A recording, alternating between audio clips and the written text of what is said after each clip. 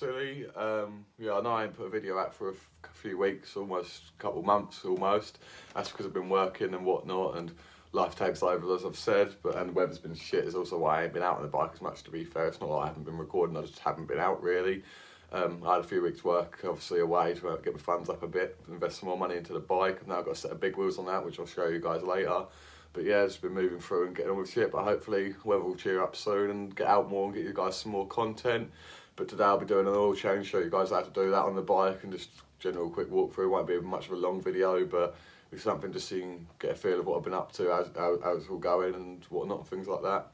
And yeah, hopefully we'll be out again soon, guys, but let's get into this one. Right, guys, well, here's the old girl. Obviously you can see now I've gone from 14 front, 12 rear to 17 front, 14 rear. Got the big wheels on there now. I've had to go around because Chinese rims are common for obviously the spokes shaking loose, but I've tightened all my spokes and whatnot, get them all on there. Don't know if I put it in my last video or not, but I've recoupled the seat in blue now, following the obviously colour scheme I've been going for. Last thing I really want to buy for it is a set of blue wide bars, but that'll be as and when sort of thing. But she's not missed a beat ever since sort of thing. She's been running every time I started her up indoors to keep the oil turning over and whatnot and that, but she's all ready and to go. Today we'll be doing a oil change on her, so let's get into it, guys. Let's go. Well, when you do an oil change, first thing you want to do is warm up your bike and your engine so your oil gets filling when it gets hot. So just leave it running for a good 5 to 10 minutes. Generally used to seems to do the trick.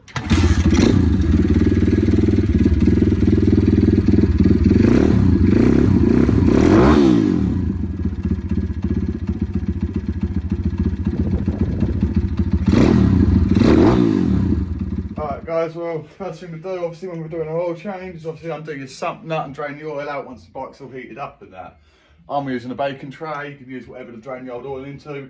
You're not keeping it, you don't plan on having it that long. But you want to undo the 17mm nut on the right hand side of the lower crankcase.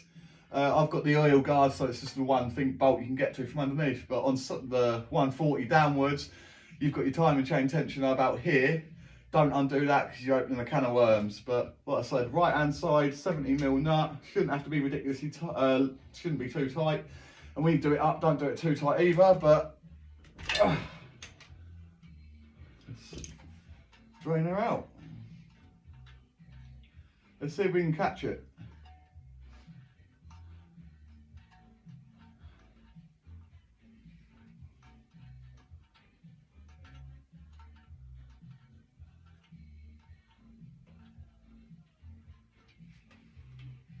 Oh, just got it right. And there we go. I'll let that drain out and I'll join you guys again in a minute.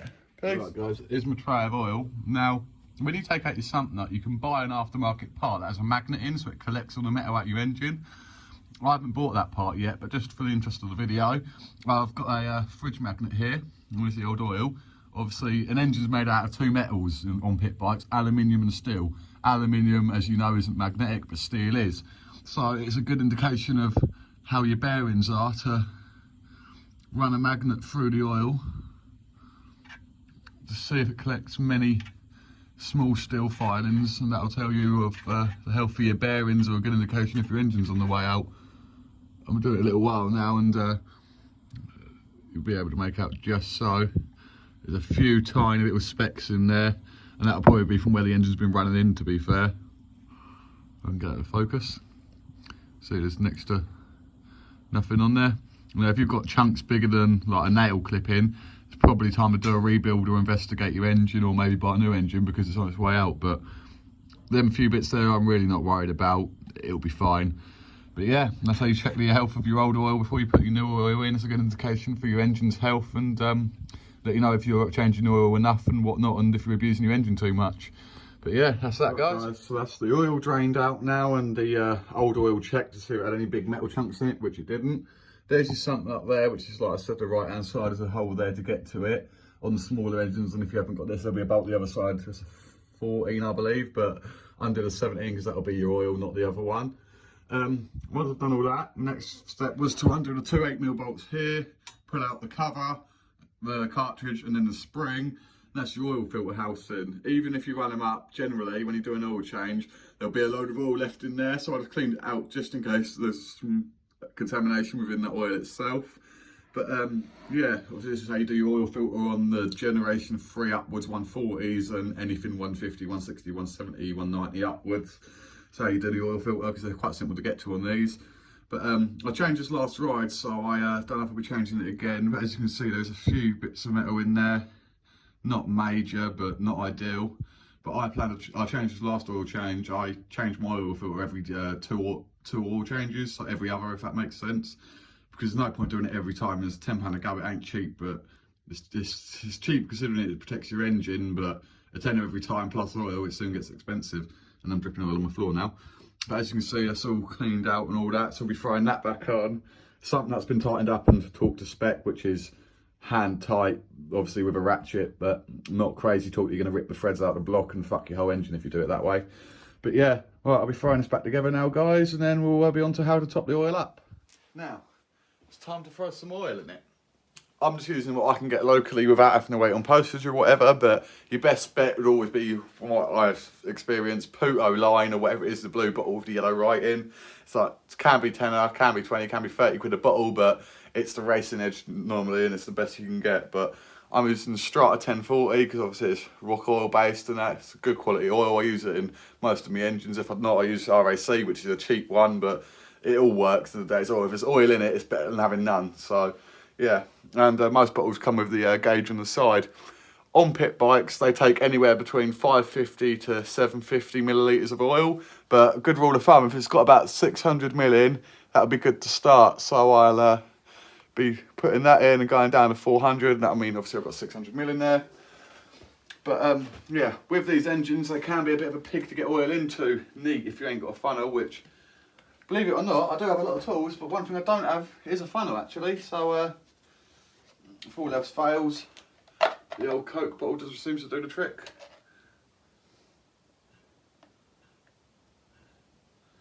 And I've done a few of these now, so I am guessworking, but if you're not sure, just take your time.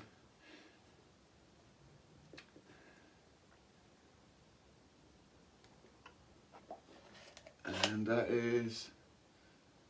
was 400, so no 200.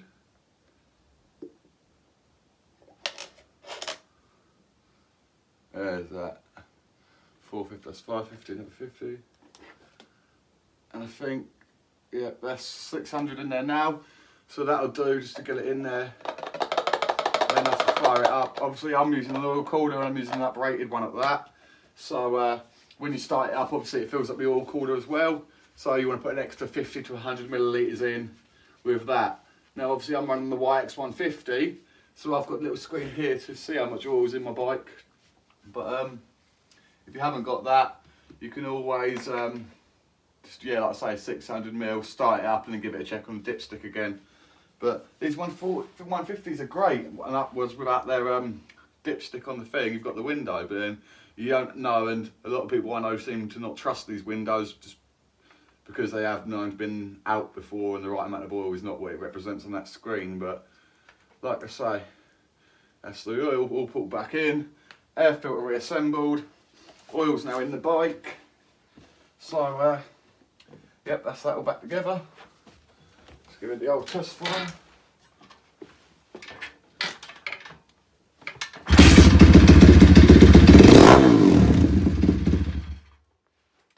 Seems that be enough.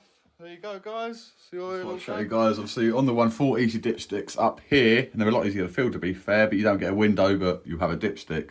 I've got a dipstick plug, but no actual stick on there because the 150s have this window. Like I say, a lot of people don't trust them, but obviously, the first time I had this, I slightly overfilled it to run the engine in a bit more because it had sat for a while before I got it, but it was virtually new. But obviously, H high, L low, that's on the level. When I start up and it feels the oil cooler, that'll sit perfectly between the two marks, which I'm more than happy with. But that's the basics to it, guys. How to drain your oil out. Obviously, service your filter or change your filter and fill up the oil to the right mark again. But yeah, it's just a short video today, guys, but that's how you do that. Yeah, if you've got any questions about your specific engine or if you think I've done something wrong, feel free to leave a comment, like, and drop a subscribe on us, please. Cheers, guys. Guys, and as you can see, obviously that was the oil change all done. Just a little walkthrough video. I thought I'd give you guys something because I ain't posted in over a month.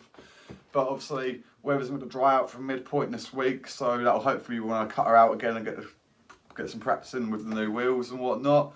So it seems to be running a lot better now. It's definitely ran in and that's handling lovely. But that's that. Obviously, I don't know where to go with the content from now on. Obviously, where I ride, there's only a few spots locally that I can go. I can't go out of town because I don't drive. But like I say, if you guys have a specific suggestion or anything for me to do with this channel, please feel free to leave a comment and give me suggestions of how to take the channel and what to do with it. But yeah, that's today's video, guys. Cheers for watching. There'll be another video out soon, hopefully the next couple of weeks maximum. But ride safe, guys. Look after yourself, and I'll see you in the next